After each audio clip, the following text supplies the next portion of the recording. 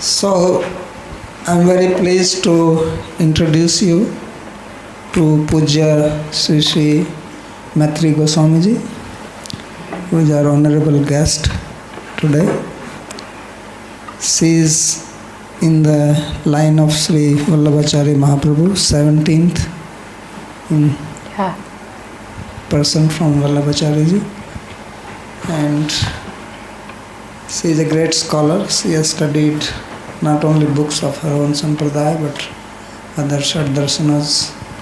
She also runs a Gurukula near Marada, where she teaches the granthas of Sri Mahaprabhu ji and his followers. And she is also a great teacher. So I took a course under her, which was philosophy of Sri Vallabhācārya Mahāprabhu, I think. That was the Vallabhācārya Life and Works. Yeah. So I learned a lot from her through that. Then we had classes on different works, all the Shodas Granthas and life history. So I requested her, she is visiting Vrindavan, Gokul, and requested that she could enlighten us about Mahaprabhu's bhakti. As all you know that we are studying Priti Sandarbha, and Sri Jiva Goswami is explaining how Priti is the Purushartha, and this is Raganuga Bhakti, which is akin to what they call as Pushti. In fact, Rupa Goswami mentions that in Bhakti Rasamrita Sindhu, that what we call as Raganuga is called Pushti, and what we call as Vedi is called by Maryāda in the literature. So I'm happy to have her here, and now it's all. Am I audible? Okay.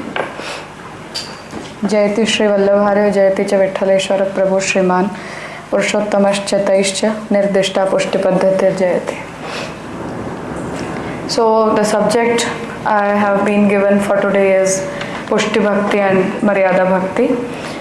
The way he said that bhakti has been originated through various sources, and Chaitanya Sampradāya and Vallabh Sampradāya, though we have two sampradāyas, two lineages, two systems, two different platforms, but the concept of bhakti is same within both the traditions, as the concept of bhakti which we have been accepting originates from Srimad Bhagavat Mahapurana. So today I'll try to explain how the concept of bhakti works, how it originates, and what are the approaches, different approaches towards the concept of bhakti, and how do we conceive the same in our day-to-day life and practices. So as a speaker, I want this to be an interactive session. So I want that you people speak more and I should speak lesser. So I'll try to speak and you people may ask things, we will discuss and try to understand things mutually.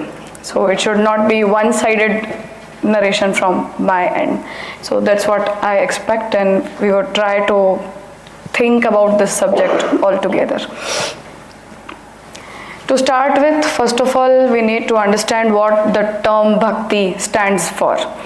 So if I go with the explanation of Mahaprabhu Śrī Vallabhācārya, then he inherits the definition of bhakti from Narada Pancharatra, and there he says that Mahatmya Jnana Purvastu Sudradaha Sarvatodhika Sneho Bhaktihi Taya Muktir Na Chanyatha.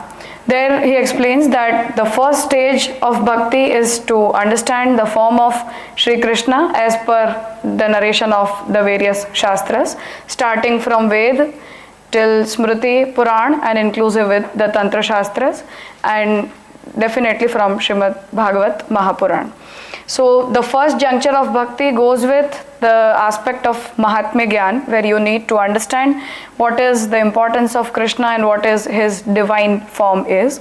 And after we attain the knowledge regarding his form, we get a bhakti which is stable in its nature. So the term dradha stands for the stability in the devotional sentiment, and sarvatodhika, it stands for the emotion of love which is above all other emotions, all sort of worldly emotions.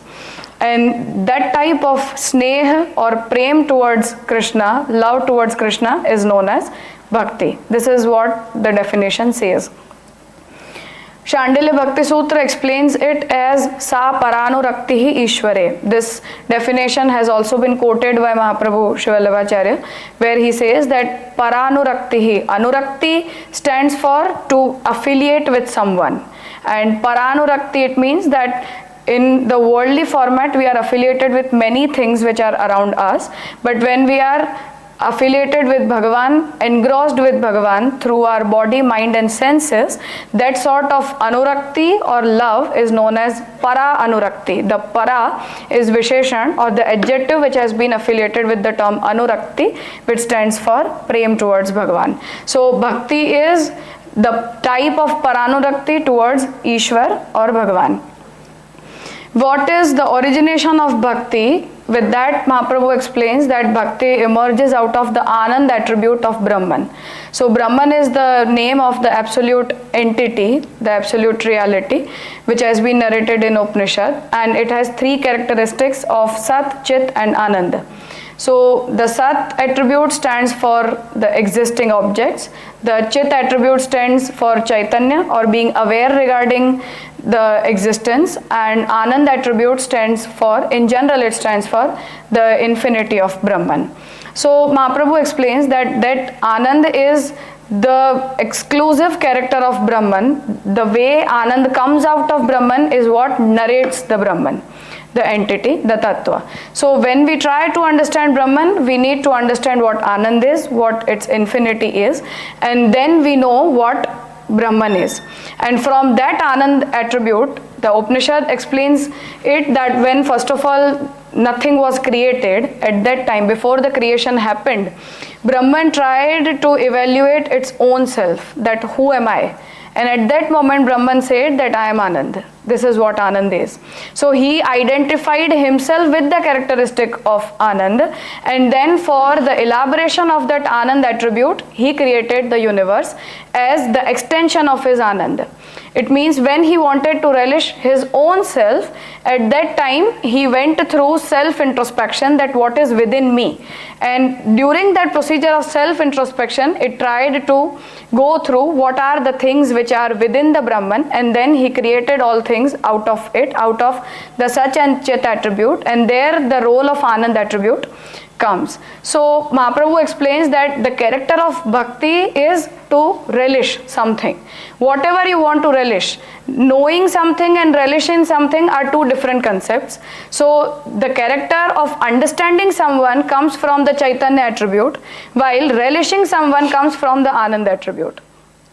So bhakti doesn't stand for knowing a particular object, but bhakti stands for relishing that particular object. So in that procedure of relishment, we have the character of Ananda, which is the exclusive character of Brahman, and from that character the concept of bhakti emerges. So first of all, we need to understand this whole creation, including our own self, as the Leela of Brahman.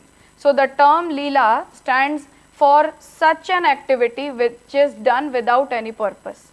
So when you don't find any purpose behind something, it is what you are able to relish.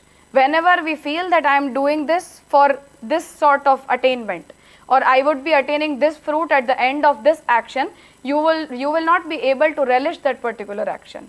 So for example, if I am traveling to some place, all the time if my mind is engrossed in that way that I have to reach this particular place, at that moment with those running thoughts, you will not be able to relish the journey in which you are.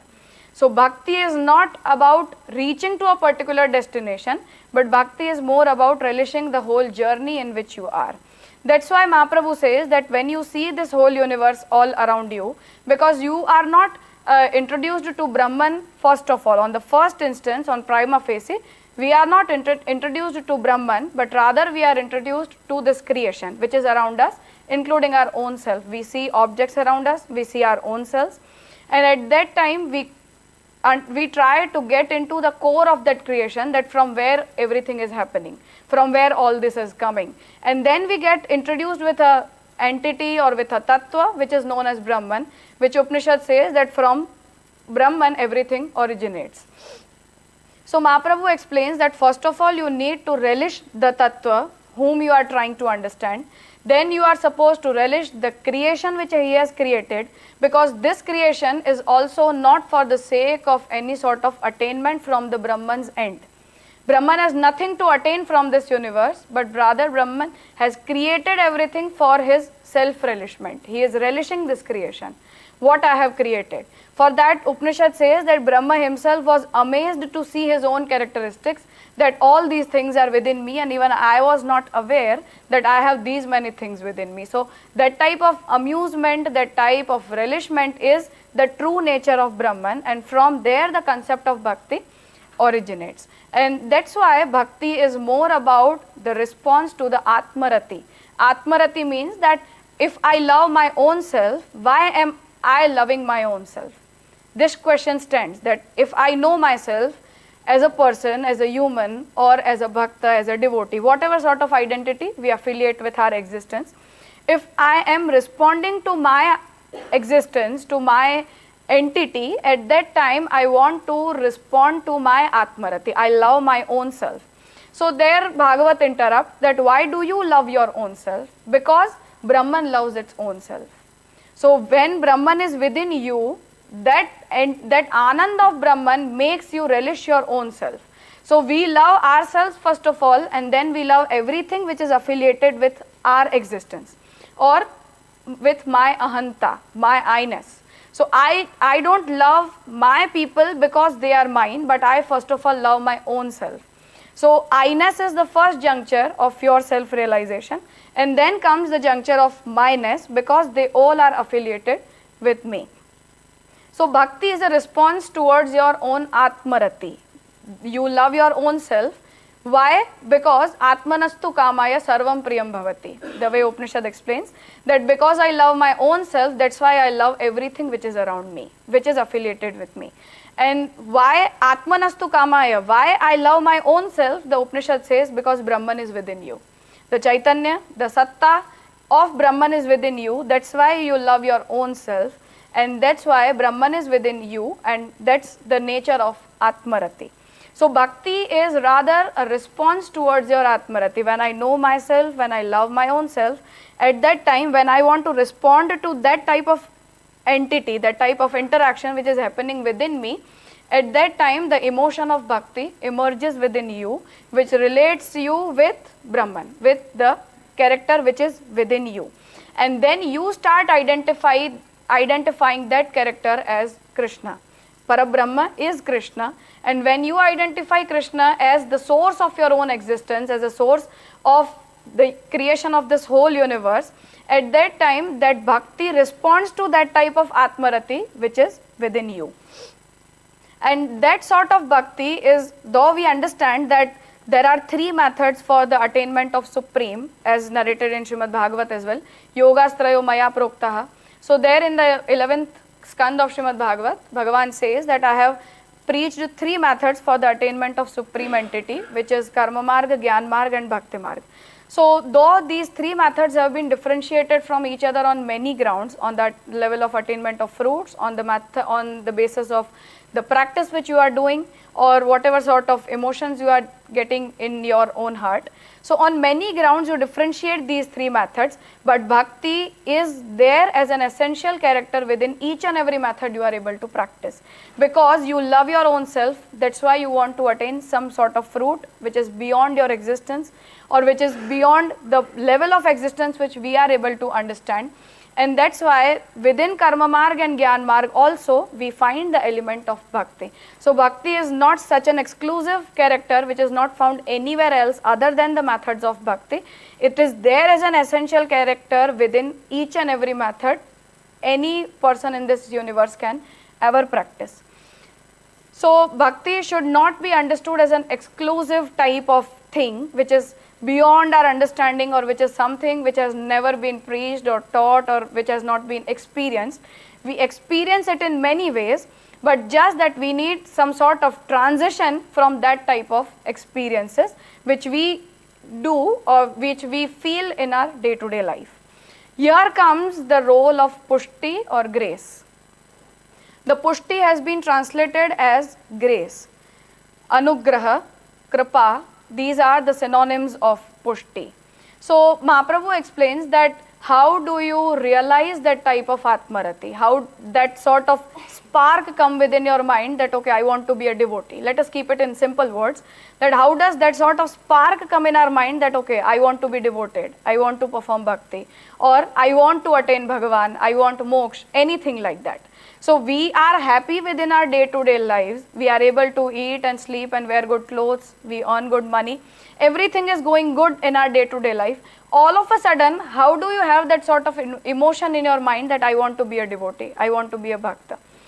So Mahaprabhu there gets into the reason behind the origination of bhakti, that how does it originate within a heart of a particular person, and there comes the role of grace.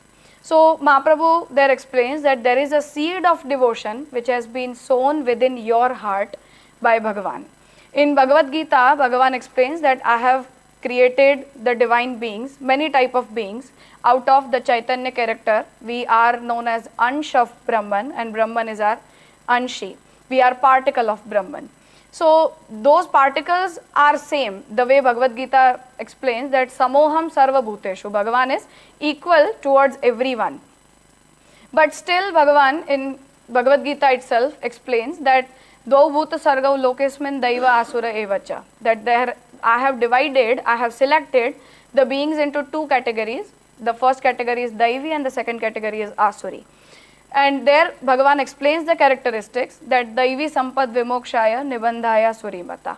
The daivī sampatti, the beings which have been selected in the category of daivī, they have been created for being free from the worldly bondages, and the āsuri beings are created for being in this universe, being bound in this universal attachments throughout their life.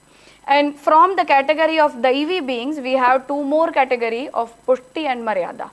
So there Mahaprabhu explains that though everyone attains salvation, maybe we attain salvation, we go beyond the categories of our body, the subtle body and the gross body.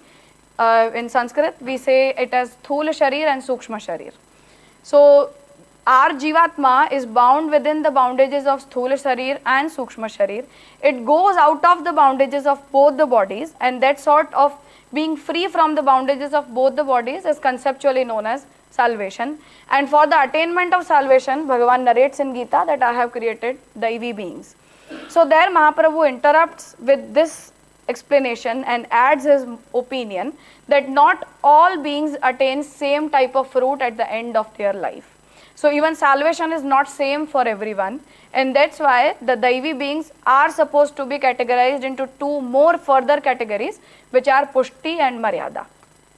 So the term puṣṭi stands for grace, the one who are graced by Bhagavan for the attainment of devotion, and Bhagavan himself as the fruit of that devotional method. And the term maryāda, it stands for being bound in some sort of boundaries or limitations. These are the terminological meanings. We will get into the concept, but terminologically bhakti stands for grace. Puṣṭi, kripa, anugraha, these are synonymous to each other. So there Mahaprabhu explains that you cannot be a devotee with your own desire, but Bhagavan's grace makes you a devotee. And that grace of Bhagavan solely needs to be the originating point of devotion. There can be the objects or the characters or some sort of stimuli around us, that okay, I come from a background of a devoted family, or I have devoted friends around me, or I have read something which has promoted me towards the path of devotion. But all these are the secondary causes of bhakti. Bhakti cannot originate out of being a person who has taken birth within a devoted family. This cannot be the origination point of bhakti. I cannot be inspired by a friend to be a devotee. I cannot be inspired to be a devotee just by merely reading some books or some shastras. But primarily, Bhagavan's grace needs to be the originating point of bhakti. And from there, all other things which are around us, they can inspire us to be more devoted. It means I can take help from the shastras, I can take help from my family and things which are around me. But bhakti can be originated merely from the grace of Bhagavan.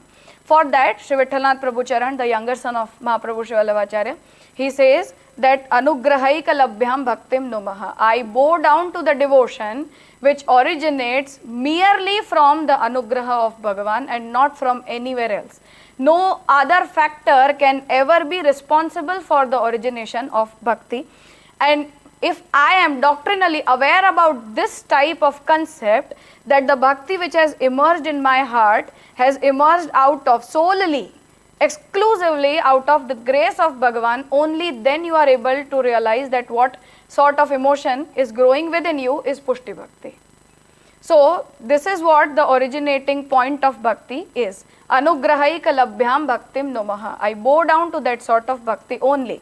If you find or if you are able to realize that my bhakti has not solely originated from the grace of Bhagavan, but there are other factors which are responsible for the origination of bhakti, in that case that bhakti is not puṣṭi-bhakti.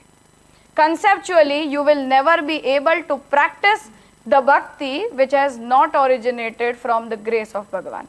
Or if I myself feel that my bhakti has not originated out of the grace, then you are not practicing puṣṭi-bhakti. If I feel that my guru provided me bhakti, or I was able to relish bhakti because I belong to a devotional family, or I am a part of that particular lineage or society or environment, in that case that bhakti has not attained the character of puṣṭi in it. So that's what the concept of puṣṭi says. Now how to understand what maryāda is.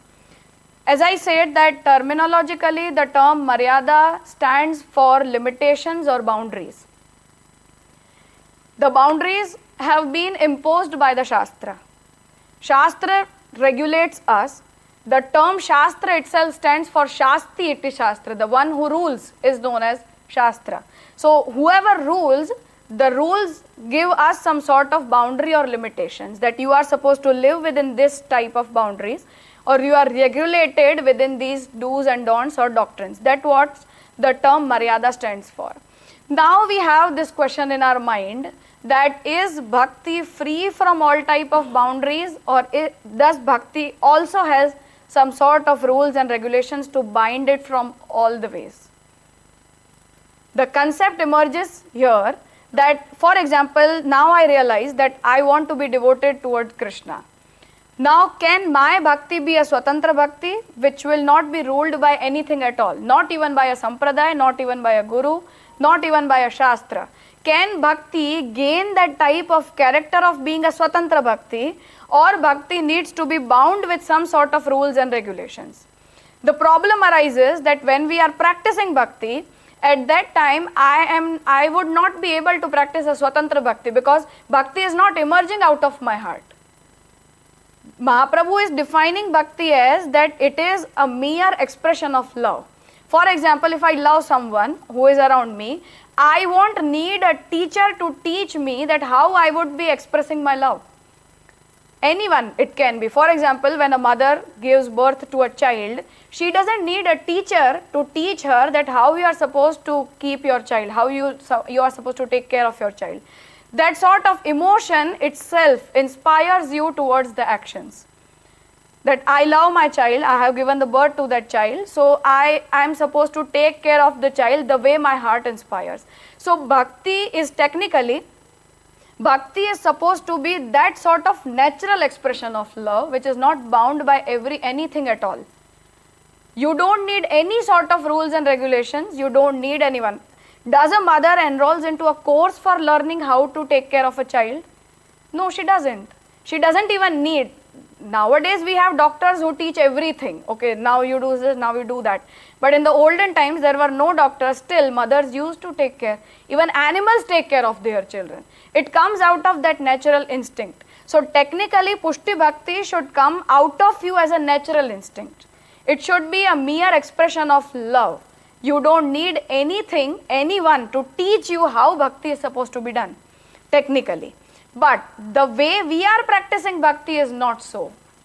How we practice, that I approach a guru, I ask him, how am I supposed to be a devotee? What should be an ideal way for being devoted towards Bhagavan?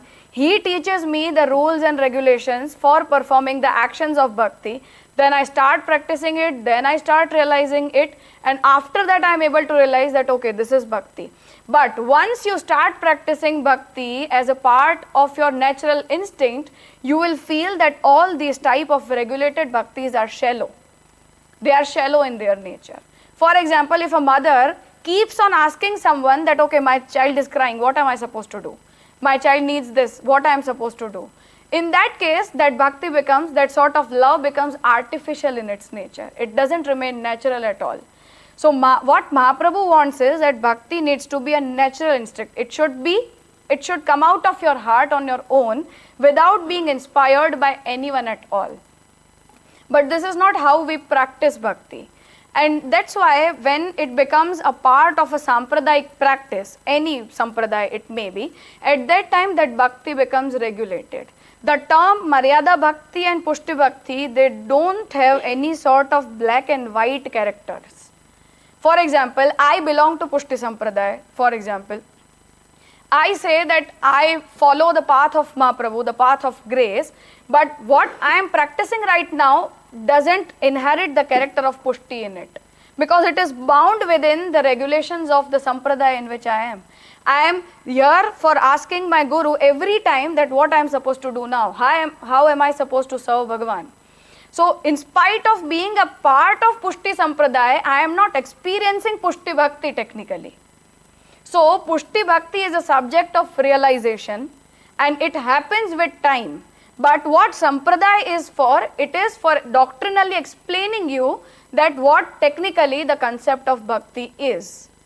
In spite of I not being a part of that experience, but still I need to know that one day I need to attain the stage on which bhakti would be a spontaneous expression of love. It will not be regulated by anyone. So sampradāya stands for that. So sampradāya is not maryāda. When I am talking about puṣṭi sampradāya in itself, at that time puṣṭi sampradāya is not maryāda, it is doctrinally explaining you that what bhakti is. In spite of I not being a part of that sort of bhakti, I am not practicing that bhakti.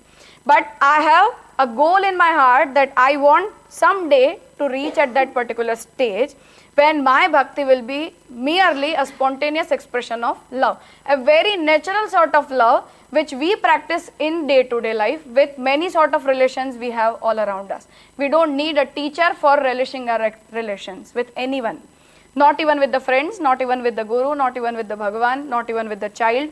No sort of teaching or courses are needed. Same way, bhakti should be spontaneous in its nature, and that character of bhakti being spontaneous expression of love itself is known as puṣṭi-bhakti. You can practice that, you can relish that, you can experience that.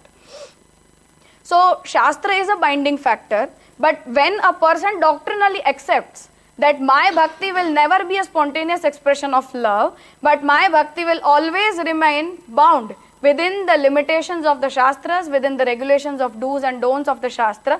With that doctrinal understanding, you are not practicing puṣṭi-bhakti, you don't even have a goal to attain puṣṭi-bhakti, but you are practicing Maryādā-bhakti. In nutshell, this is what we differentiate puṣṭi-bhakti and Maryādā-bhakti into. So here Mahaprabhu comes into the picture where he explains that what are the various approaches towards bhakti, which are the various approaches towards bhakti. Though this text is in Sanskrit, I wanted to keep the original words in our heart, but I'll try to explain what is written here. So the first definition says that bhakti has been originated as upasana marg. There is a method named upasana marg along with karma marg and gyan marg. And there what does Upasana Marg preach is that first of all you attain initiation, a Tantrika Diksha, Vaishnava Tantra Diksha. After the attainment of Tantra Diksha, the way Shastra preaches that after the attainment of initiation, this is how your life is supposed to be. Right from the morning till the evening, this is the type of lifestyle which you have to live, including all the aspects of Maryādā-bhakti. Right from Shravan, Kirtan, Smaran, Pada Sevan, Archan, Vandan, Dasya, Sakhya and Atma Nivedan. So all the features of bhakti, all the 9 features of bhakti, they are preached as actions. That from morning you need to chant the name of Bhagavan, after that you need to hear someone, after that you need to perform some sort of paricharya. It means through your physical actions you need to serve the deity. After that you develop some sort of emotion. You consider yourself as a servant and Bhagavan as your master. So it is the relation of dasya bhakti. Then it develops to sakhya bhakti. Again that sakhya bhakti is aprerita priyakaranam. It has been defined as aprerita priyakaranam. What does it mean? That without inspiration from the Shastra, for example, I am being inspired from the Shastra that serving Bhagavan or chanting the name of Bhagavan or reading the Shastra is my duty. As of now, what is our understanding? That this is a part of my duty. When you are considering it as a duty and not as a spontaneous expression of love, you are not relishing the procedure. You are fulfilling your duty. When I am serving the deity, for example, if I am considering that to be a part of my duty, you are not relishing the procedure, you are just fulfilling your duty that okay, in the morning I have 2 hours of ritual to be performed and after that I am free to perform other activities. Again on the next day I have to repeat the same procedure. So we keep on following that particular procedure and being in that procedure, you are not relishing that procedure, you are merely fulfilling your duties. So that type of bhakti, actions of bhakti, technically this is not defined as bhakti, these are actions of bhakti. These actions of bhakti are not spontaneous expression. That's why it is known as Upasana Marg, that this is the method. You are inspired by something, that inspiration can be for the attainment of salvation also, that I want to attain mukti, Bhagavan will be there for providing me the mukti and that's why I am fulfilling these practices for the attainment of moksha. So Bhagavan, you are not relishing Bhagavan there, you are not relishing Krishna there, but rather your focus is upon the attainment of salvation. That ultimately Krishna is being used for the attainment of salvation. I want to attain mukti, who will provide me mukti? Bhagavan will provide me the mukti. And if he will be providing me, then I need to reciprocate what he is giving me, and that sort of reciprocation itself will be bhakti. And there Mahaprabhu says that that type of bhakti should be known as pravahiki bhakti. You are just going in the flow, that okay, this is how it is supposed to be done. This is how the procedure goes. So the bhakti in which you are fulfilling your duties, you are fulfilling your actions, and those actions are inspired by some or the other factor, whatever the factor is. For me, for example, I am not doing this for the attainment of salvation, but I am inspired by the words of my Guru, that it is your daily duty to serve Bhagavan. I am inspired from there and that's why I am serving Bhagavan. In that case, whatever action of bhakti I am performing is pravahiki bhakti. It is known as pravahiki bhakti. It means within the flow you are going on in the flow, but you are not relishing that particular procedure because you are in the part of that flow not because of your spontaneous instinct, but because of being inspired by someone else, whoever it may be. The second character of bhakti goes with Maryādā-bhakti, the nature of Maryāda within it.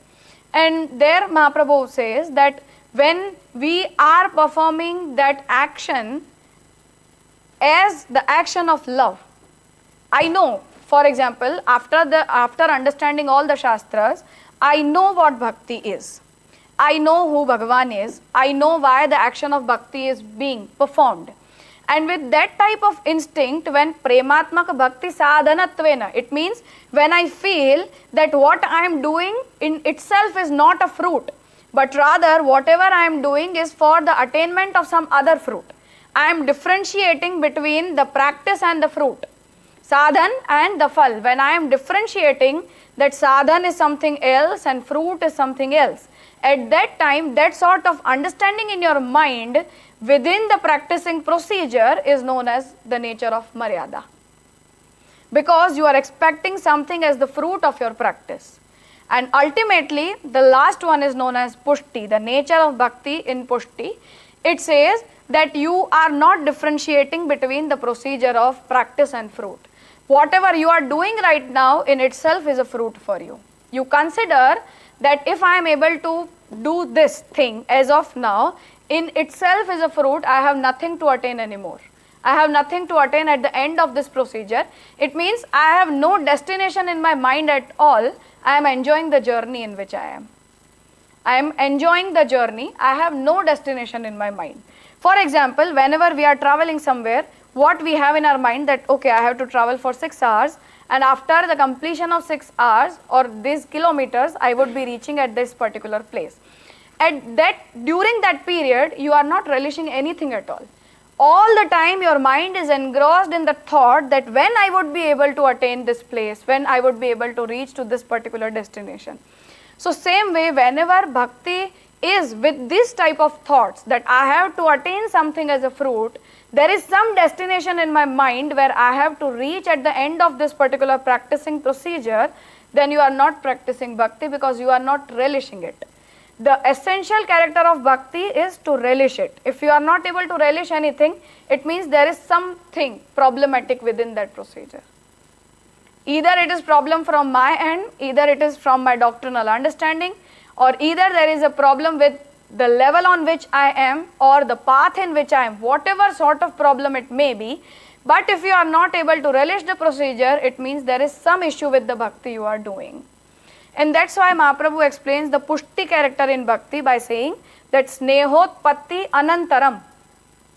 After you develop the love towards Bhagavan, now there is no one to teach me. There is no one to tell the mother that, okay, this is the time when you should feed your child. Or the child is asking for something. The child needs something. There is no one to tell you anything at all in the morning that, okay, it is 7 in the morning and now you have to serve Bhagavan. Or you have to offer this thing to Bhagavan. Or if it is the winter time, you need to offer some hot element to Bhagavan. You need to offer this type of thing to Bhagavan. You don't need anyone to teach you anything, but out of your natural instinct, you are able to understand all this thing on your own without any inspiration. That sort of snehotpatyanantaram, swavyasanataha. Swavyasanataha means you are so much engrossed in Bhagavan that you are not able to think of anything other than that. The term vyasan stands for the engrossed state of mind. So for example, if I am sitting here but my mind is running somewhere else, I am not engrossed in this procedure. So bhakti is about being engrossed in Bhagavan all the time, not on those particular times when you are affiliated in some sort of action. So even if I am cooking something, even if I am traveling somewhere, even if I am working somewhere, all the time if my mind remains engrossed in Bhagavan, my senses, my body, my mind, everything, only then it is that engrossed procedure is known as bhakti in its own self. And when you are this much engrossed, all the time you will have similar thoughts in your mind. You will not be able to think of anything else other than that object or that procedure or that sort of practice or that sort of emotion. So a mother's mind always remains engrossed in her child. Even if she is somewhere else, even at that time her mind remains engrossed in the child, that what they would have been doing, what would have been needed to them, or is anyone there to take care of my child or not. So that type of engrossment of our mind, body and senses, all these three characteristics is known as the nature of Pushti. And after mentally, physically being engrossed in Bhagavan, now you are practicing the actions of bhakti. Those actions are a part of puṣṭi-bhakti. But till the date, you are not fully engrossed. You have many things in your mind. Your mind is divided within some different things which are going on around you. In that case, whatever you are practicing is mere maryāda, in spite of being in the sampradāya which is preaching you pushti. Okay, so belonging to a sampradāya or getting initiated into a particular sampradāya doesn't provide you a certificate of being a pushti devotee. or being a disciple of Mahaprabhu doesn't provide me a certificate of being a Pushti devotee, because what I am practicing right now is purely Maryāda. There is no character of Pushti in it, other than the doctrinal understanding of the concept.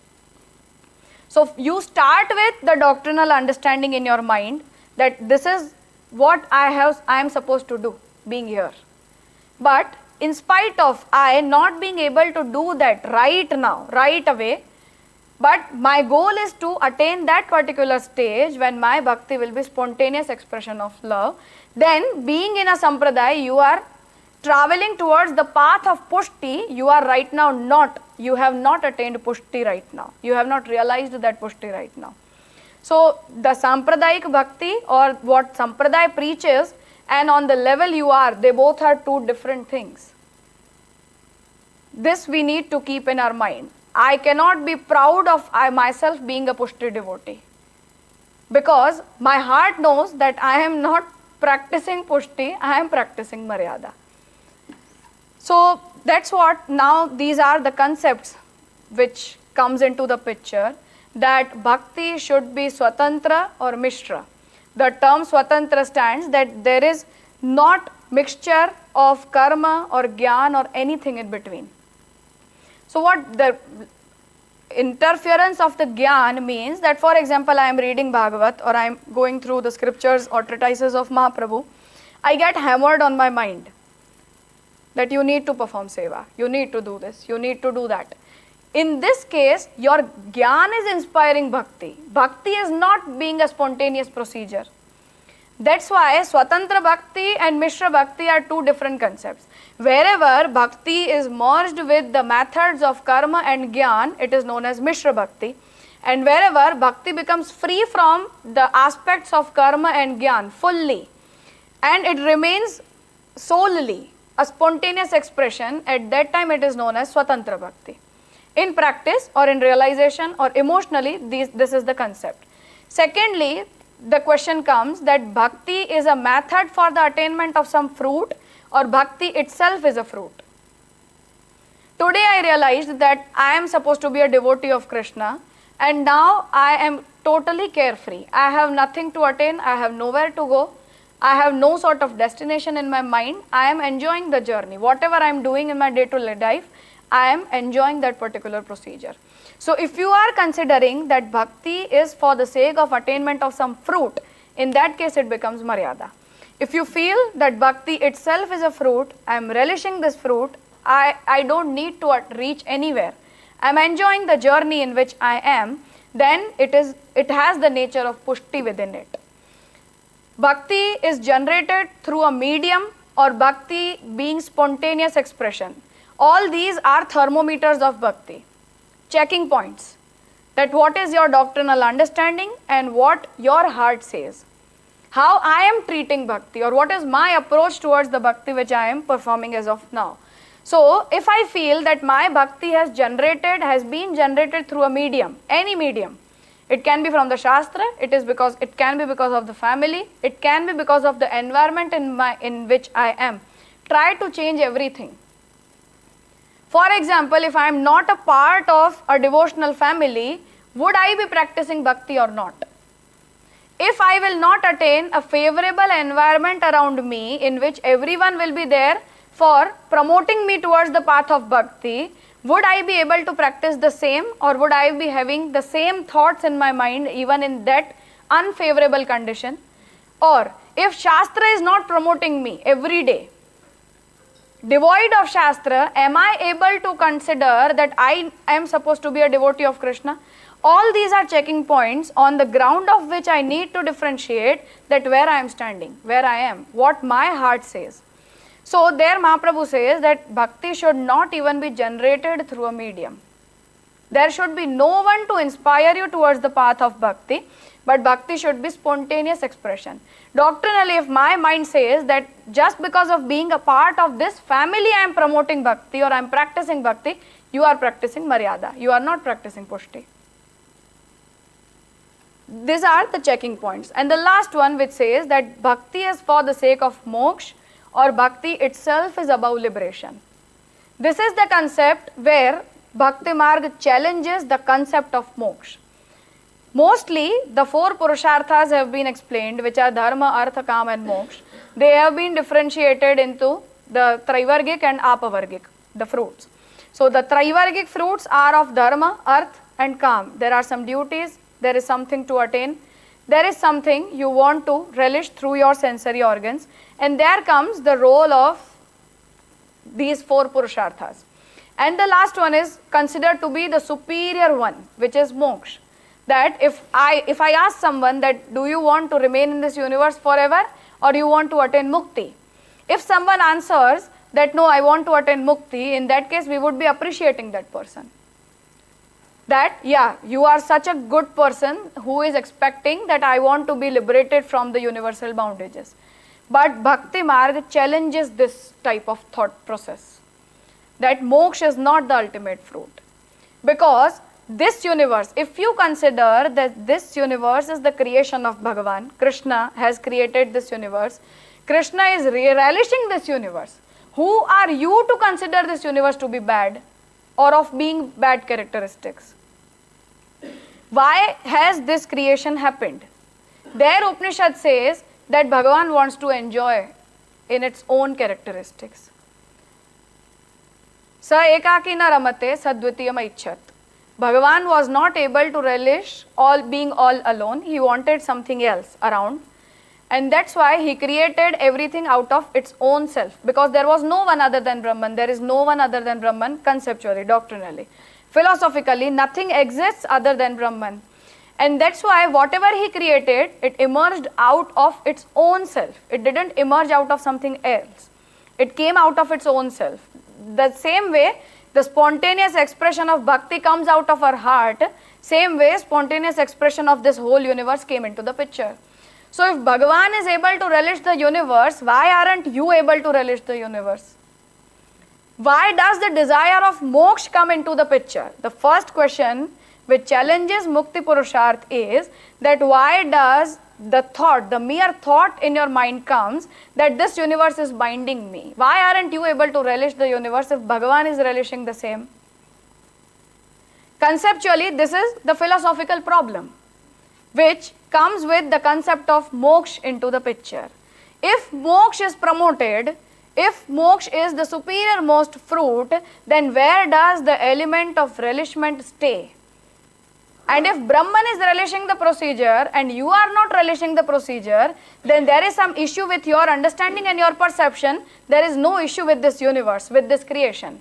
Because if there has to be some problem with the creation, then even Bhagavan would not be able to relish the same. And if you are not relishing the universe, in that case you are questioning the creation which has been done by that supreme entity itself. And if you are questioning the creation, in that case you are not loving the God at all. You are loving something else. You are in the need of something else. So, moksha is completely contradictory concept of bhakti. Bhakti and moksha, they cannot stand together at all. The concept of moksha and the concept of bhakti, they cannot stand on the same ground. Because moksha, the desire of moksha challenges the nature of relishment. And if it challenges the nature of relishment, it challenges the nature of Anand, it challenges the nature of Brahman, and it challenges the whole concept of creation. And in that case, you are not considering this universe as a Leela, but you are in journey of finding something else in your mind. That's why moksha and bhakti, they are completely opposite characteristics. They carry opposite characteristics. They cannot stand on the same ground. And that's why this is the precise definition where Maryādā-bhakti and puṣṭi-bhakta are differentiated, that if you need mukti at the end of your bhakti margya journey, at the end of your devotional practice, you cannot relish bhakti. And if you are not relishing bhakti, then that bhakti is something else. It is a mere action. It doesn't have the character of bhakti in it. So, generally, Maryādā-bhakti and puṣṭi-bhakti are differentiated on this ground. That Maryādā-bhakti means when you want to attain salvation at the end of your bhakti. And what is puṣṭi-bhakti? Which doesn't need mukti. But these statements technically don't differentiate both the concepts, because Maryāda stands for many other things. It just doesn't stand for the attainment of mukti or salvation. Within this two words or these two definitions or two sentences, we cannot create black and white ground in puṣṭi-bhakti and Maryādā-bhakti, because there is a huge gray area in between, in which all of us are standing right now. In spite of doctrinally, I don't want salvation at the end of my bhakti, but still the problem is I am not able to realize the same thing. I am inspired from something. So in spite of I don't need salvation, but what I am practicing again is not puṣṭi, it is Maryāda. So Maryāda and puṣṭi cannot just be differentiated upon the ground of the attainment of mukti, but the gray area is of the inspiring factor.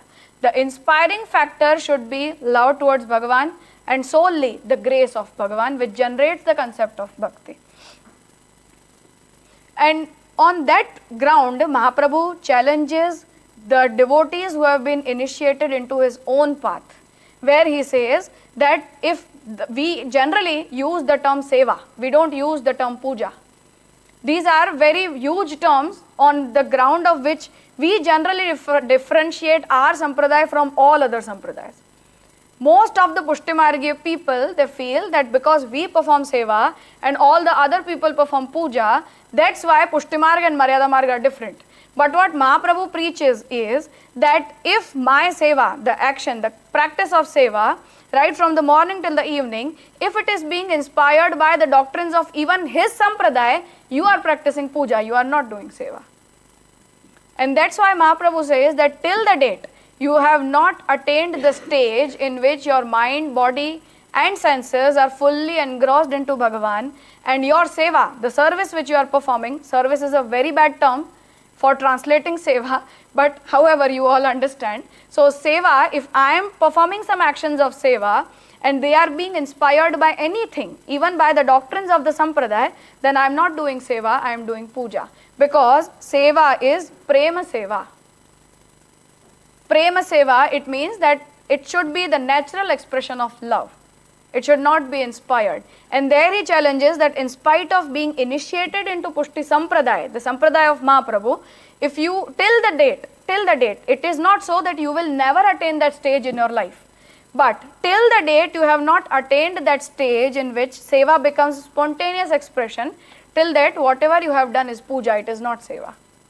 These are the clear terms which have been used by Mahaprabhu. There is no sort of doctrinal glitch in this concept that what I am doing can be seva. It cannot be seva. I am having good faith in my own self that someday I would be able to do seva, but what as of now I am doing is puja, it is not seva. Just the way Shastra preaches you the method of puja, that the deity is in front of you, first of all you do this, after that you do this. This is the third step, fourth step, fifth step, and at the evening you are concluded with this procedure. So I am just following the mere procedure, and while following the mere procedure, I am not doing seva, because again, the question point comes that are you relishing it or not? In the teaching procedure, if you are not relishing it, it is not seva, it is puja. Secondly, the thing is that eligibility of a devotee and the role of sampradāyic doctrines comes into the picture, definitely. That for example, I am doing puja, what I am doing is titled as Maryādā-bhakti only, as per the sampradāyic doctrines, as per the teachings of Mahaprabhu. What I am practicing in my day-to-day life right now is purely Maryādā-bhakti. But the sampradāya is not for performing Maryādā-bhakti, it is for puṣṭi-bhakti. And that's why doctrinally I should be clear in my mind right from the first day, right from the day when I was introduced to this sampradāya, or right from the day I was initiated into that sampradāya, that this sampradāya is for practicing puṣṭi-bhakti, it is not for practicing Maryādā-bhakti. And there comes the role of sampradāyic doctrines, where sampradāyic doctrines teaches us this thing, and I should have good faith in my own self that I want to achieve that stage when my bhakti will be spontaneous expression. It will not be inspired, not even by the sampradāyic doctrines. And that's why the actions of seva, which we are performing, which all of us are performing right now, you, me, we belong to different sampradāyas, but we are on the same journey. So all of us are on the stage on which we are, we should be progressive towards the stage in which our devotion, our bhakti will become spontaneous expression of love in which is within us, and that too has been sown by Bhagavan only. It has not been given by anyone else. We are no one to generate bhakti, we are no one to perform bhakti, but Bhagavan inspires us by installing the seed of bhakti within us. And that's why puṣṭi-bhakti comes into the picture. But now again, whenever we are practicing puṣṭi-bhakti, it is not devoid of Shastriya regulations again. Because the day I attain the stage when I will be free of all the obsessions in my mind, I will be free of all the understandings in my mind, that day I would be able to practice puṣṭi-bhakti. And because in spite of being an initiated disciple of Pushti Marg, I should consider myself as a Maryādā-bhakti right now. And because you are a Maryādā-bhakti, you have all the rules and regulations imposed on yourself, that if Shastra is prescribing you some sort of do's and don'ts, you need to be bound in all those regulations till the date your bhakti doesn't become free from all those things or all sort of mental obsessions in your mind. That's why there is an instance, just for explaining you this particular thing, that once Mahaprabhu's family, there was a childbirth, the occasion of a childbirth in the family, and as per the Shastra, if there is some such occasion in your life, for 10 days you are asked to restrain yourself from the practice of seva.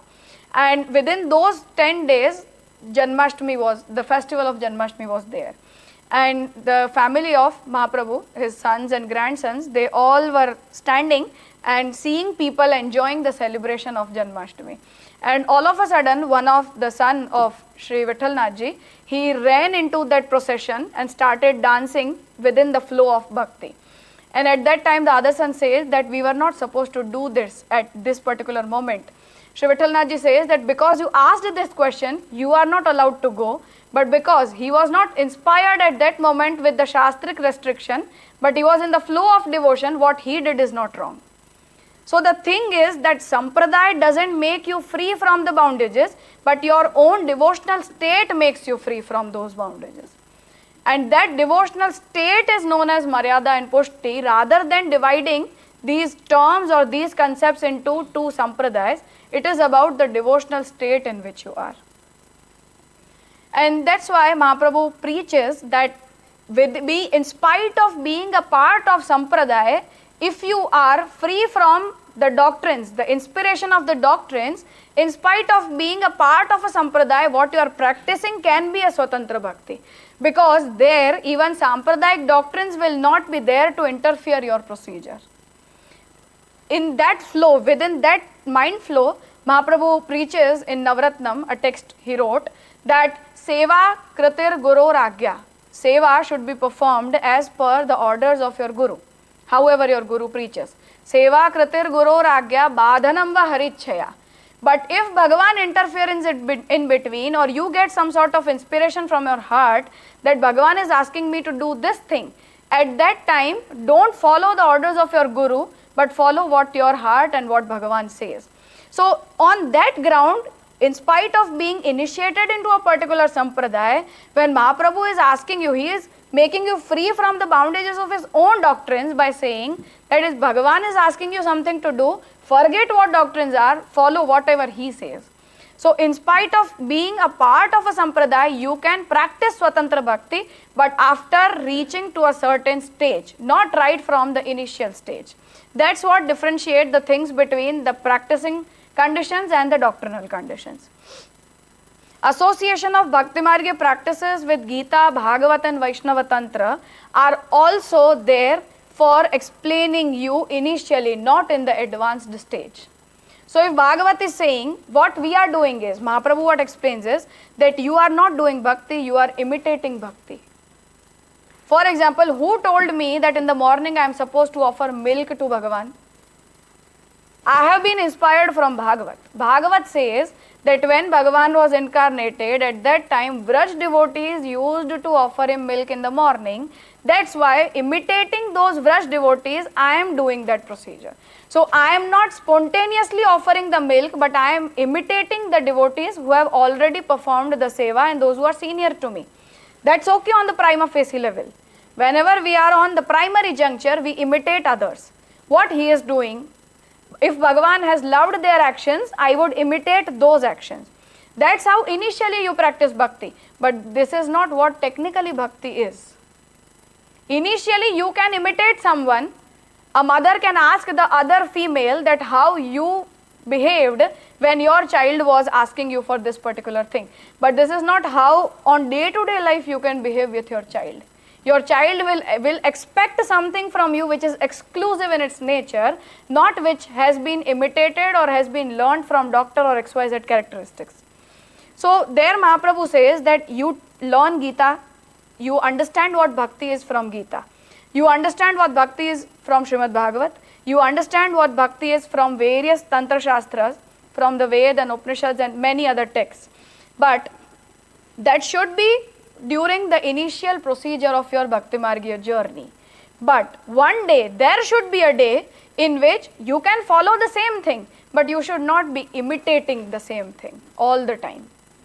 Bhagavan should see something in your devotional practice or in your action which is of your own, which is not inherited from someone else.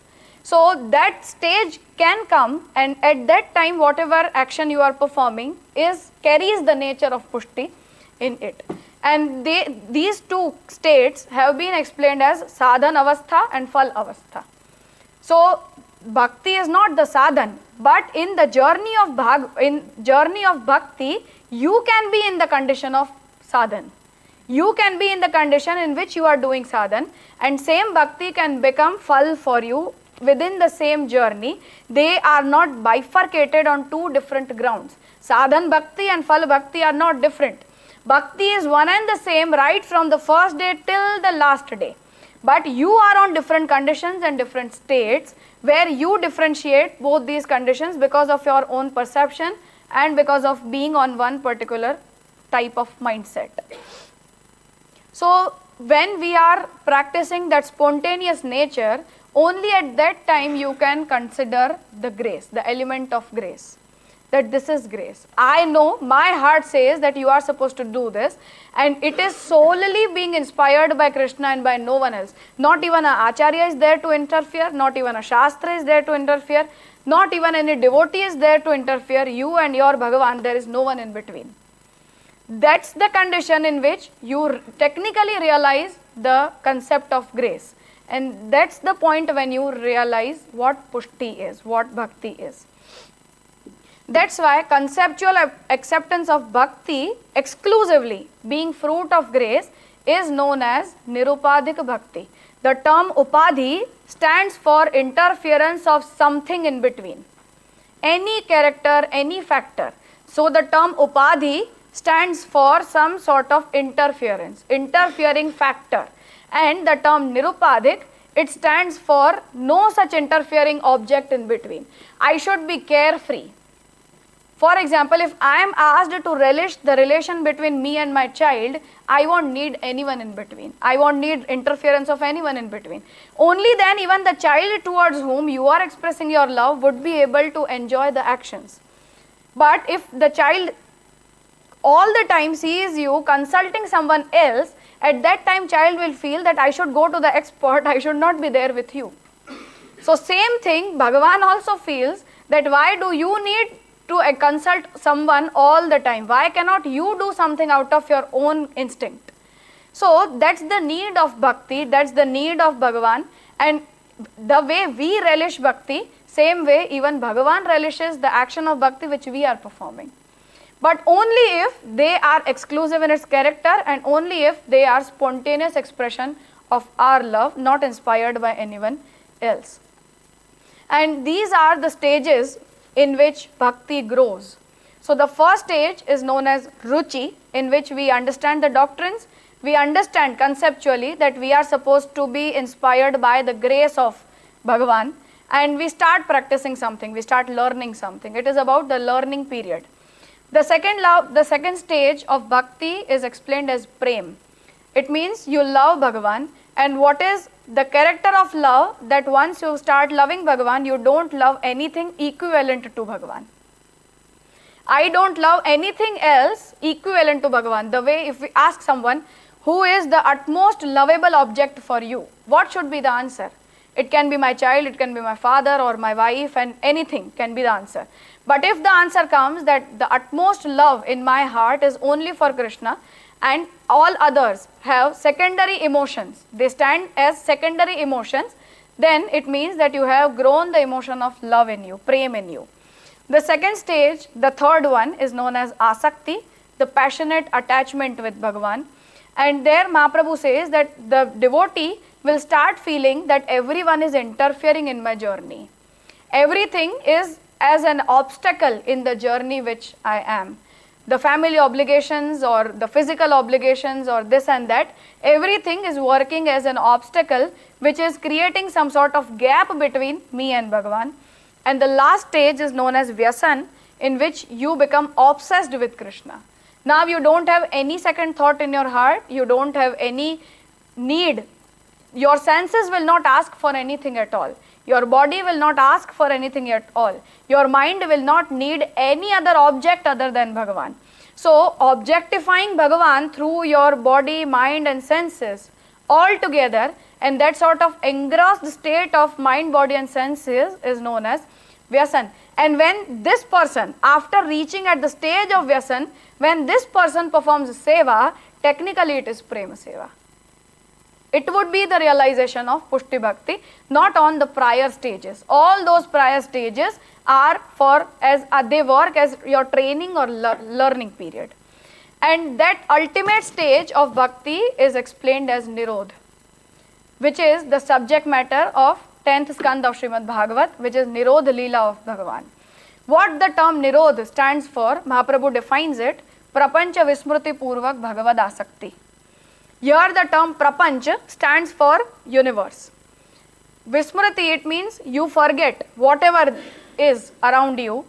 Bhagavad Asakti, it means why you lost your mind from everything, why your mind is not able to objectify anything else, because Bhagavan is there in that particular mind. So Mahaprabhu there explains that till the date your mind is affiliated with the worldly objects or worldly thoughts, Bhagavan has no space in your mind to enter. Sansara vesha dushtanam naveshah sarvada harehe. There Mahaprabhu says that till the moment, till the date, your mind has other objects, other things and other thoughts in it, there is no space where you can invite Bhagavan, that you come here and sit within my mind. But your mind is filled with many other things and there is no space for him. That's why Mahaprabhu says that Nirod is the condition in which Bhagavan comes and resides in your heart, in your mind, in your body, in all your senses. And at that time you relish Bhagavan fully from outside and inside, from all the factors. So the term Nirod comes from the term ni, which is completely, fully or utmost. And Rodh means to stop something. Detention, stoppage, being seized by something, being bound by something, being restricted, or one which holds you all the time. So much that you cannot keep yourself distant from that particular object. You cannot keep yourself away from that particular thought. So Nirodha is the concept which comes from the path of yoga. The yoga is defined as chitta vritti, the Nirod of chitta vritti. It means when your chitta is fully engrossed in something, that sort of condition is known as Nirod. So this same concept from the yogic method is being used by Mahaprabhu, that the term Nirod comes into the picture in the procedure of bhakti. And within that procedure, when your mind is fully stopped by Bhagavan, that you are not, in spite of your desire, you are not able to think about anything else, you are not able to involve yourself into any other action, in spite of your desire, even if your desire arises, your senses will not be ready to go anywhere else other than Bhagavan. That condition is known as Nirod. And on being on this stage of Nirod, only or solely on being on this particular stage, you would be able to relish the bhakti which you are doing. So constraint, being constrained in Krishna by forgetting the universal associations is known as, is the character of Nirod. And at this particular moment, the engrossment of mind, body and senses happens. And then when you are performing any action, when you are reading something, any action out of the 9 factors of bhakti, right from Shravana Bhakti till the Atmanivedan Bhakti, whatever you are doing, it will happen with the engrossment of your mind, body and senses. You are fully involved. You are not divided into different parameters, factors or grounds, and that bhakti is relished by yourself as well, Bhagavan. And this has been defined by Mahaprabhu, Chetas Tat Pravanam Seva. What is Seva? Chittasya Krishna Pravanata. When your chitta, when your mind is fully engrossed in Bhagavan, including your body and senses, and the actions are spontaneously coming out of your body, they are being performed by your senses and the body, that sort of action is known as Seva. And that's why Nirod, the condition of Nirod, is the only stage in which technically and essentially you realize what Pushti is, how you are ruled by the grace of Bhagavan. There is no other ruling factor, but Bhagavan is there to rule you through the factor of grace which has been installed in your heart, and it comes out as on the stage of Nirod in the form of spontaneous expression of Bhakti. And this is the character of Puṣṭi-bhakti, which has been explained in the 10th skand of Srimad Bhagavat. So when we consider that Vraj devotees are the superior most devotees of Bhagavan, and we are imitating those devotees, why we are imitating them? Why we are imitating the bhakti which has been performed by the Vraj devotees, by the gopis? Why we are imitating? We are not imitating the person, but we are imitating the devotion which has been loved by Bhagavan. Bhagavan loved that emotion. Bhagavan became engrossed with that type of devotion, and on that stage Mahaprabhu says that after attaining this particular stage, Bhagavan becomes the object of your relishment. There is a stage when you relish Bhagavan, and there is a stage when Bhagavan relishes you. And it is known as Bhajananand and Bhajaniyanand. The Anand of Bhajan and the Anand of the one whom you are worshipping, the Bhajaniya. So there is a stage when you enjoy Bhagavan, when you relish Bhagavan, when you need Bhagavan. That come near me, I want to relish you. And there is a stage when Bhagavan asks that I want this devotee to be near me because I am not able to relish anyone else in the absence of this particular person. So the day when you force Bhagavan to come near you, it is the power of bhakti. It can be the power of puṣṭi-bhakti when Bhagavan is forced to come near you, that no, I love you, I cannot live without you. The way we say that I cannot live without Krishna, there should be a day when Krishna would say that I would not be able to live without this devotee. So that's what the nature of puṣṭi-bhakti is. This is the stage on which a devotee is supposed to be progressive. This is the stage doctrinally we have to attain, and only then technically we are performing the actions of puṣṭi-bhakti, or we are being on the path of puṣṭi. But on the levels of being on the learning period, while understanding things and while practicing things, being inspired by someone else, it is all Maryāda. There is no character of puṣṭi in it. So these are the black, white and grey areas of differentiating puṣṭi-bhakti and Maryādā-bhakti, and that's what has been preached in the Nirod Leela of Srimad Bhagavat, and from there Mahaprabhu is originating the character of bhakti. That's all I had to say for today. Thank you. Sorry for taking some more time, but if all of you are there, then I am open for the question answer session if it is needed. I have a question. Yes. Yes. Sometimes you refer to Brahman and sometimes you say Bhagavan, and you also have your initiation is also called Brahma Sambandha. So here Brahma probably refers to the Bhagavan there. Mahaprabhu explains that Brahma, Paramatma, Bhagavan and Swasevya, these are the 5 personalities which have been carried by the single entity. You need to be reciprocative towards any of these side of Bhagavan. So for example, if when I say Brahman, it means the absolute entity with which all of us are related without any bias. But now when I am able to consider that that same tattva resides within me, being the originating aspect of Chaitanya, it becomes Paramatma, which is superior within the Atmas. The third one is Bhagavan, which is solely the character of Bhagavan carried by him only when a devotee serves him. So I consider myself as a particle of Brahman, but I myself don't consider myself a devotee of Bhagavan. Then Bhagavan is Brahman, Bhagavan is not Bhagavan. So Paramatma, Bhagavan, and lastly it is Swasevya, which comes to our own house for accepting the service which we offer to him. So Brahma, Paramatma, Bhagavan and Swasevya, these are the characteristics which have been carried by the same personality, but it depends upon with which aspect we are trying to relate ourselves. But the Tattva is one and the same, Shri Krishna only. Thank you. Yeah.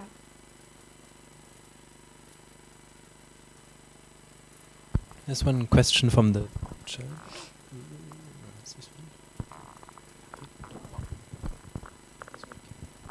Hello? Okay.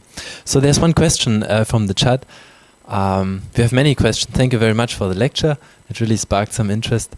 And one person would like to know if you could explain what kinds of sthayi bhavas exist in the system of Śrī Vallabhācārya Mahāprabhu. What kind Within the practicing thing, yeah. the sthayi bhav is of Swami and Sevaka Sambandha. Bhagavan is my master and I am his servant. This is the character of sthayi bhav, which comes into the picture after getting initiated with Atma Nivedana Diksha or Brahma Sambandha Diksha. But other relations of considering Bhagavan as your child or as your husband or whatever sort of relation you want to relate yourself with Bhagavan or you want to get into the picture, all those relations can only be practiced when Bhagavan reciprocates to that type of emotion, not with my independence. So doctrinally, you are supposed to consider yourself as a servant and Bhagavan as your master. So there Mahaprabhu explains, Sevakanam yathaloke vyavahara prasiddhyati tatha karyam samarpyaiva. The way a servant behaves with his master in the world, same way you are supposed to behave with Bhagavan. This is the sthayi bhav of bhakti, of dasya bhav. But in the advanced stage, if Bhagavan is reciprocating you with some particular emotion, I start considering Bhagavan as my child and Bhagavan start reciprocating to that emotion, considering me as my mother, only with, exclusively with the Bhagavan's permission and with the Bhagavan's reciprocation, I can cross the boundaries of being a das of Bhagavan. But it cannot be done from our own end without getting any sort of reciprocation from Bhagavan. So Dasya Bhav is of Swami and Sevaka Sambandh. All the other relation, they can be included only with the permission of Bhagavan, not from our end.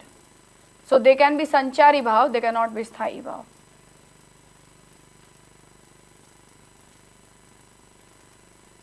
Yeah, he is asked.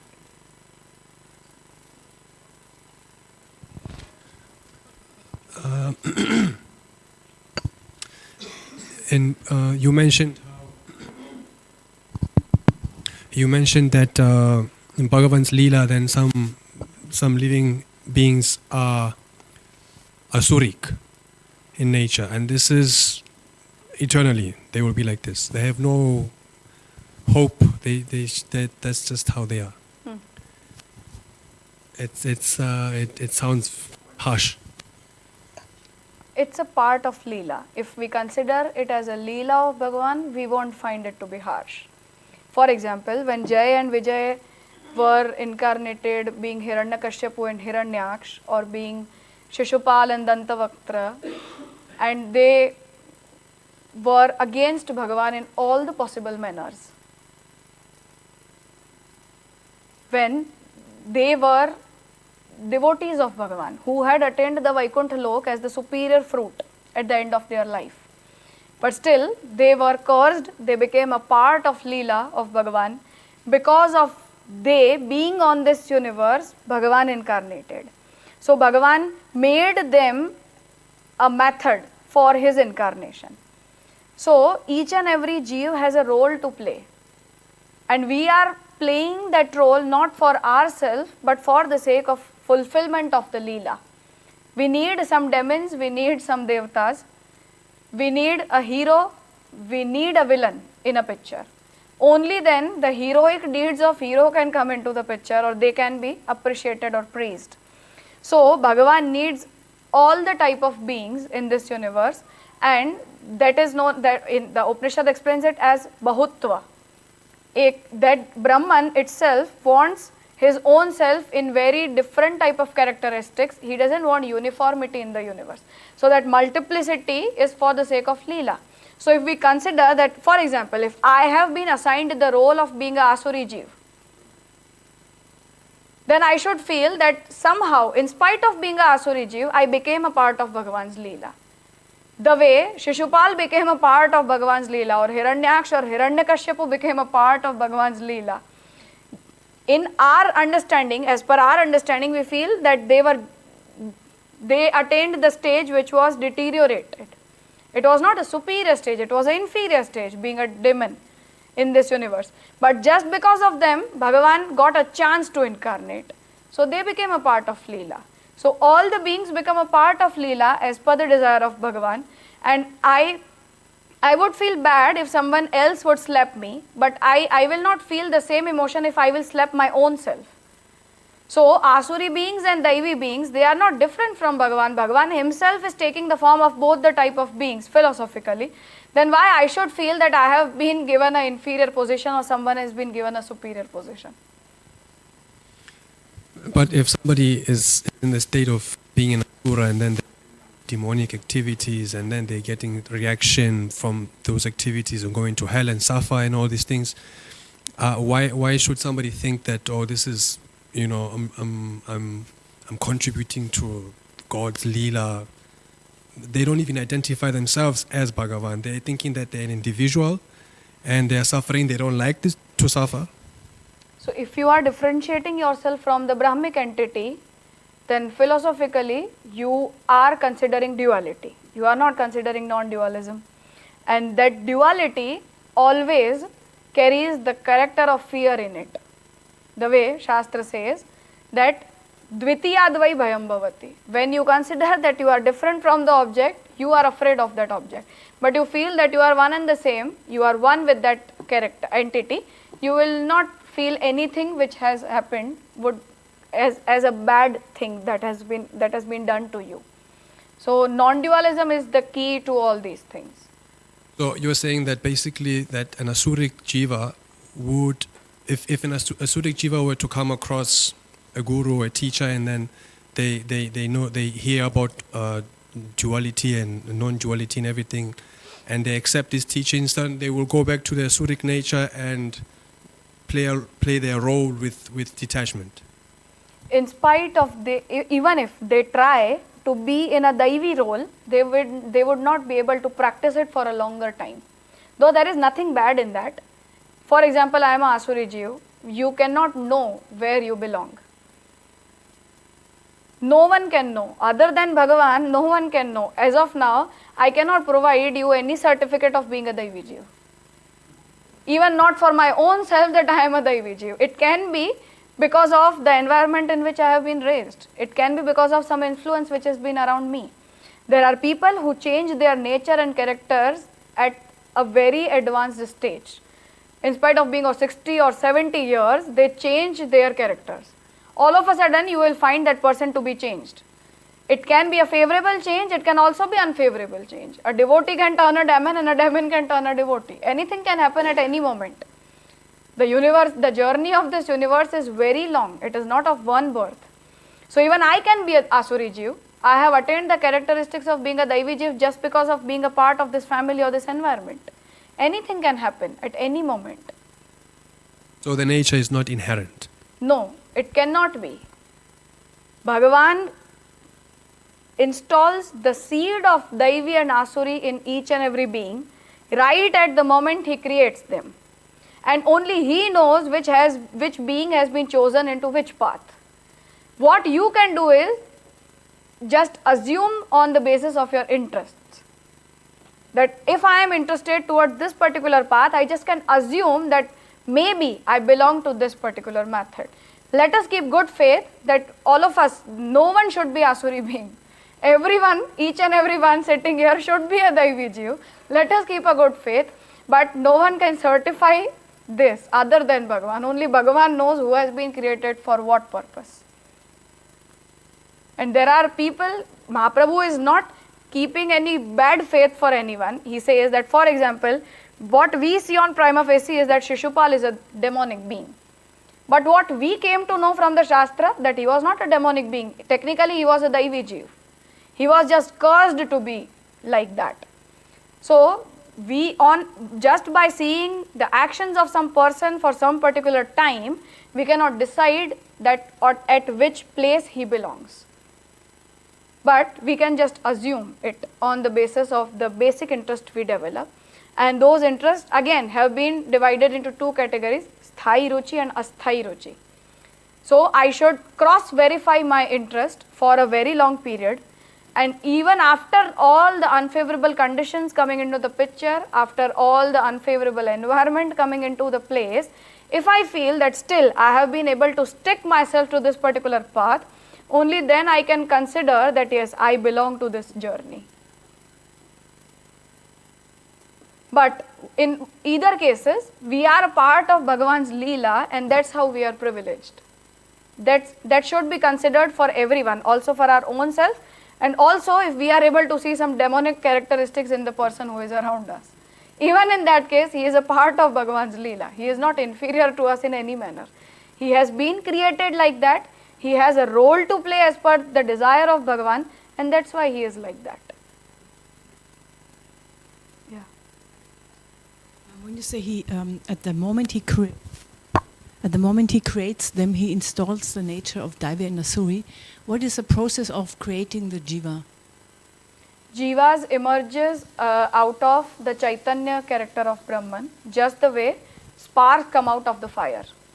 Upanishad gives this example, that the way sparks emerges out of the fire and they carry the character of fire. Even a spark can turn into a whole fire, a new fire.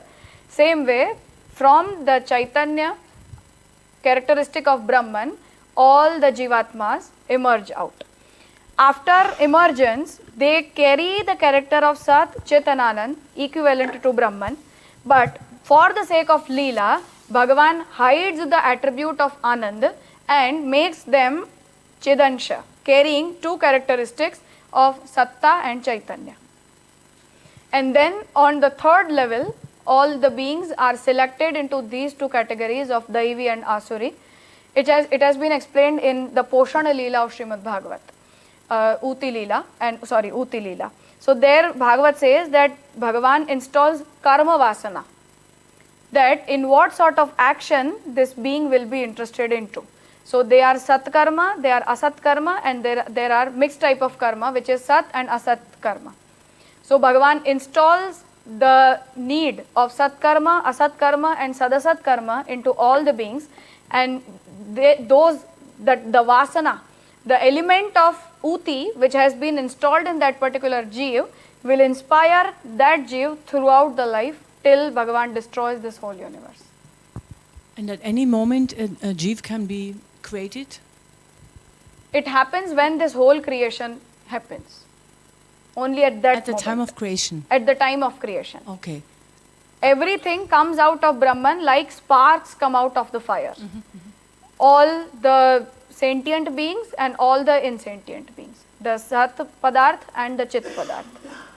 It happens at the moment when Bhagavan created everything all together. Okay. And then the final destruction will happen. Everything will again merge with Bhagavan, and again new creation will happen. And the seed of bhakti is only in the daivī? Yes, in the daivī beings. Okay. And I was not very clear about the difference between pravahik bhakti and Maryāda. Is pravahik a part of Maryāda? Because it sounded very similar. Pravahiki bhakti means that you are not even understanding the procedure. You don't know why you are doing this. You are doing that merely as an action. My father asked me to do this, I am doing that. I don't know why seva is performed. I don't know who Krishna is. What I would be able to achieve after this particular procedure. I have no knowledge about anything.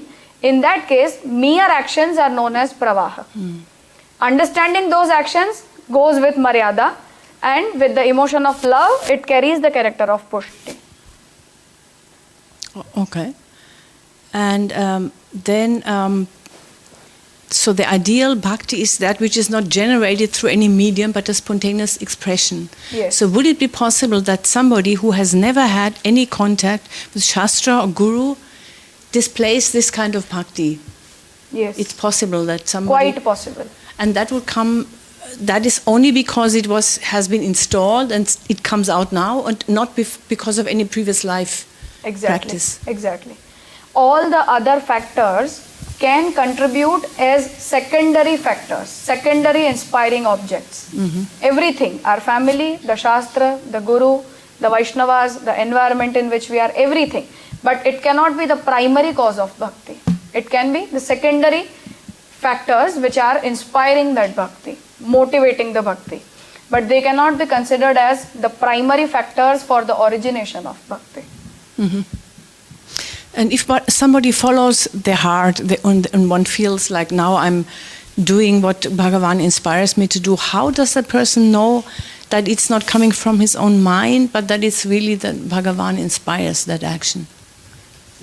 Spontaneous things happen without any inspiration. In itself, it carries the nature. The way I gave the example, that for example, if I am in that particular condition and I ask my father that am I allowed to be a part of that procession or not? This question itself is a maryāda. If it is not coming in my mind at all, and all of a sudden I become a part of that procession without thinking about the scenario in which I am, it is the spontaneous thing which is happening within me without not even considering the condition in which I am. So if there is a question in your mind, if there is a doubt in your mind, it is maryāda.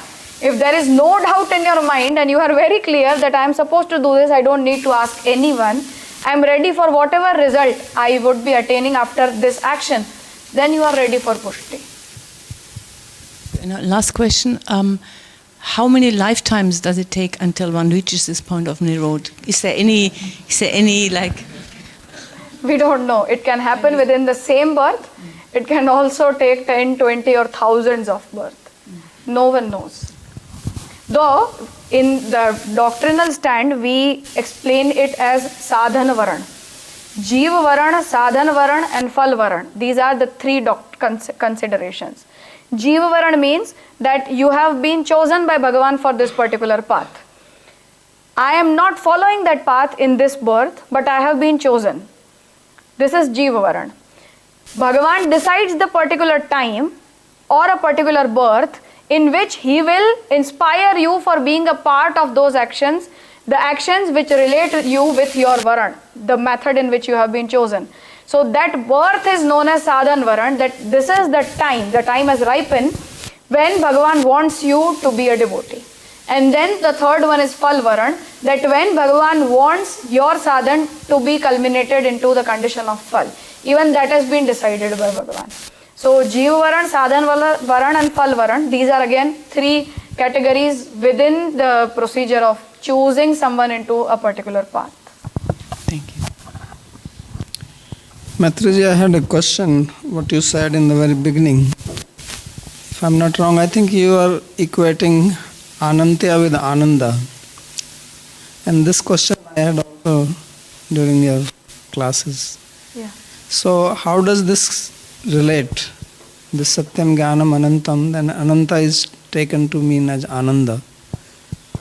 What Mahaprabhu explains is that Anando Brahmeti Vyajanat, this is the absolute explanation of what Brahman is. And when Bhagavan wants, because this is unconditional definition of Brahman. There is nothing else into the picture when you are defining Brahma merely as a tattva of Anand, carrying Anand. And that Anand itself is considered as the Akar of Brahman. So when Mahaprabhu says it is Sakara Brahmavad, so Sakara Brahmavad in which Anandakar, Brahma is fully inside and outside, he is Anand. He is happy, he is self-content. And when Bhagavan, for the realization of that Anand, when Bhagavan wants something else into the picture, at that time he splits Anand into Sat, Chit and Ananta. So Anando Brahmeti Vyajanat is the unconditional definition, while Satyam Jnanam Anantam Brahma is the conditional explanation of Brahmic entity. That's why Sat, Chit and Anant, all these three characteristics are splitted out of the Anand attribute, while Anand is the absolute definition. And another question is, I've heard it, or maybe I read somewhere, that Pushti jivas are born only in the lineage of Śrī Vallabhācārya Mahāprabhu. Is that true? Not at all. Okay. I don't know where I got that idea, but maybe. No. Mahaprabhu says that wherever you are seeing bhakti, there is an element of pushti. In whoever person, in whichever path. In spite of being in the karma, if you feel that there is an element of bhakti, it is pushti. Now that pushti can carry some percentage. 5% pushti or 100% pushti, these can be the area in which all the beings can flow. But wherever you see the character of bhakti, there is a character of pushti essentially in it. So, bhakti presupposes pushti. So, that's why I said that pushti is not a concept, a sampradāyic concept, but where yatra yatra bhakti tatra tatra pushti. This is the vyapti. And anvay vyapti and vyatirek vyapti in both the ways. Yatra yatra bhaktya bhavaha tatra tatra pushtya bhavaha. So pushti has been explained by Mahaprabhu as a very general concept, and also from the Poshana Leela of Srimad Bhagavat, if we see, Mahaprabhu says that Bhagavan, if Bhagavan is taking care of each and every being in this universe, even that should be considered as some type of pushti. Because he is graceful towards each and everyone, also towards the daivī beings and also towards the āsuri beings, also towards the astikas and also towards the nastikas, because they are getting food to eat, even then it is the grace of Bhagavan. So pushti has been explained by Mahaprabhu as a very general concept, but it is just about the doctrinal understanding that you are able to consider your bhakti as generated from pushti or generated from other elements or other factors. So pushti being can be anywhere in this universe, and also in the lineage of Mahaprabhu, we have dozens of asuri beings. So being in a lineage is no certification of being a pushti being. No one can certify this thing, but the element of pushti will ripe in the form of bhakti in any being. He can belong to any varna, any ashram, or he can be from anywhere in this universe. Lineage has nothing to do with this thing. One more question is about this point you made in the beginning. Sorry for interrupting, just one more addition. Mahaprabhu is not even saying that his sampradāya is carrying the exclusive character of puṣṭi-bhakti. Puṣṭi-bhakti can be practiced by anywhere, by anyone belonging to any sampradāya, or even if not being a sampradāyic devotee, a person can practice puṣṭi-bhakti. So the concept of pushti cannot be bound within a sampradāya or any sampradāyic doctrine. When you are speaking about atmarati, and then you are saying that even people here in the material world who are not even devotees, so they also have love for themselves. But how does it match with the concept that when we think of a particular jiva, when he is created, then his ananda aspect is tirohita. He only has sat and chit. So how can he have ananda if that aspect is tirohita? Anand, there stands the answer that Anand is tirohit. There is not absolute absence of Anand.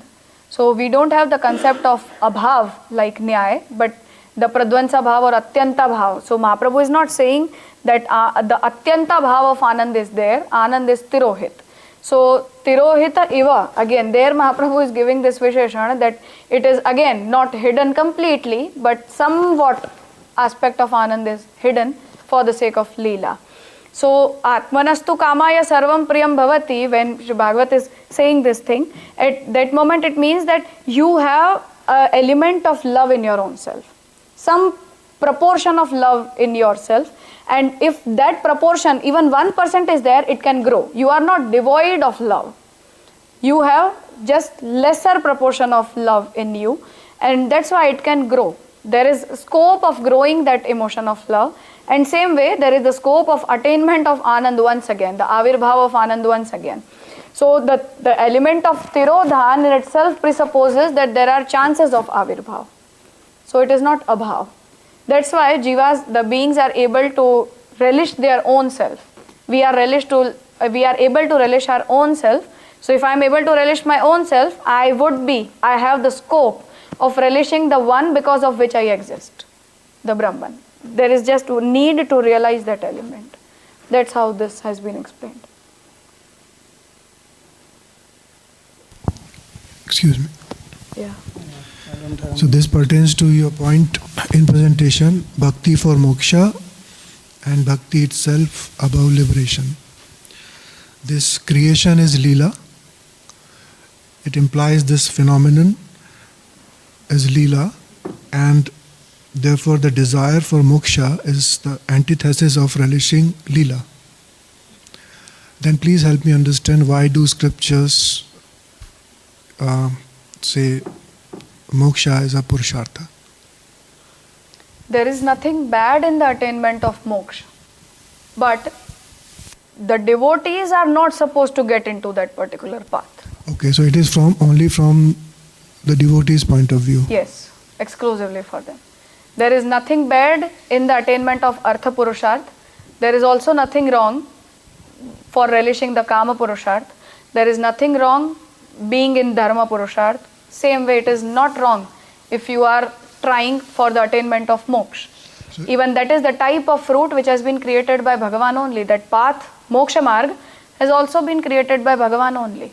So it is about choosing one of the valid options according to one's own swabhava Yes. or interest. So if you are going for the 4 purusharthas, then you are devoid of the true nature of bhakti. If you are being on the path of bhakti, you should be devoid of the need of all the 4 purusharthas. Yeah, but bhakti underlines every attempt. Everything. Okay, thank So you. there are beings who can try for moksha, they can attain moksha, Bhagavan will definitely provide them the mukti, but devotees are not created for being on the path of moksha marga. So we need to be clear with what our ultimate desire is. If it is moksha, then it cannot be bhakti. If it is bhakti, there cannot be any scope for the attainment of moksha. So there is no contempt or condemnation for moksha. It is not our choice because Exactly. we choose something Exactly. beyond that. It should not be the choice of a devotee. Then one more question from the chat. Could you please explain what are the foundational scriptures in your sampradāya, and which pramanas are accepted by Mahaprabhu? As a praman, Mahaprabhu says that all the shastras are equivalent pramana shastras. Ved, Smriti Shastra, Puran and Tantra, everything.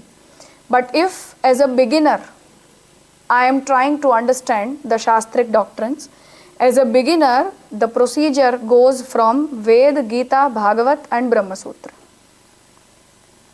It doesn't mean that exclusively these 4 are pramana shastras. We don't have the concept of pramana chatushtaya.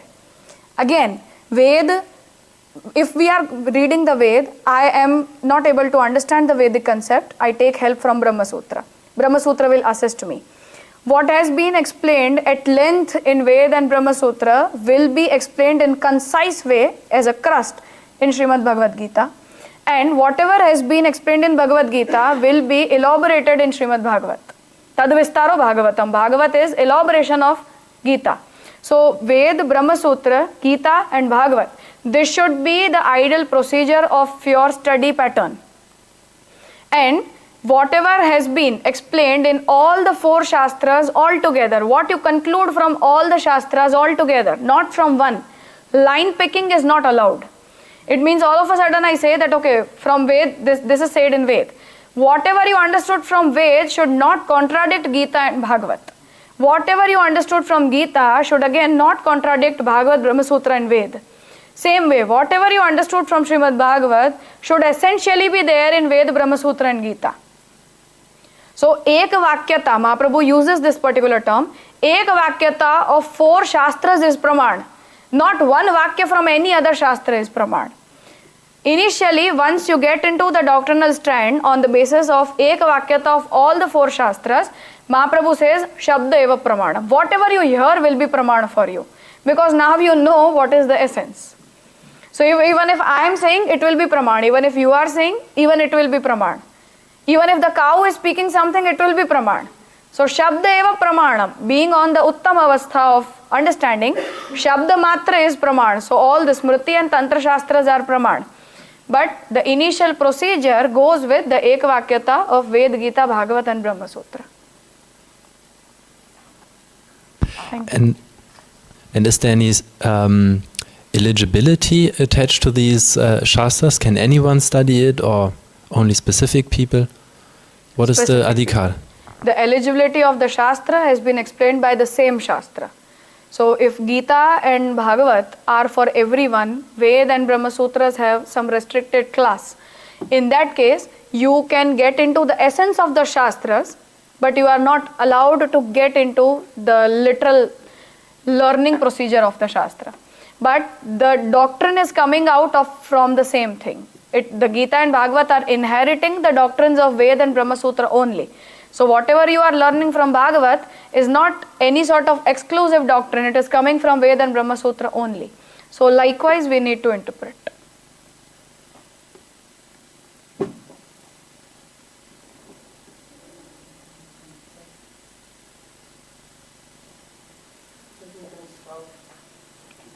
Okay.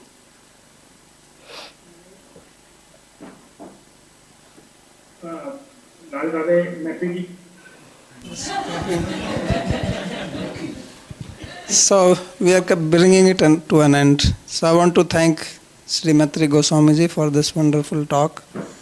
It was really enlightening and many things got revised which I had studied.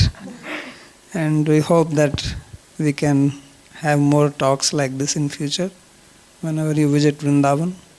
For it will sure. be our pleasure to For host sure. you. I'll be here whenever I'll be in Braj. So thank you very much. Thank you, Maitri ji. I'll come and see you in how long? Most welcome. Most welcome. Okay. Thank you for so much patience.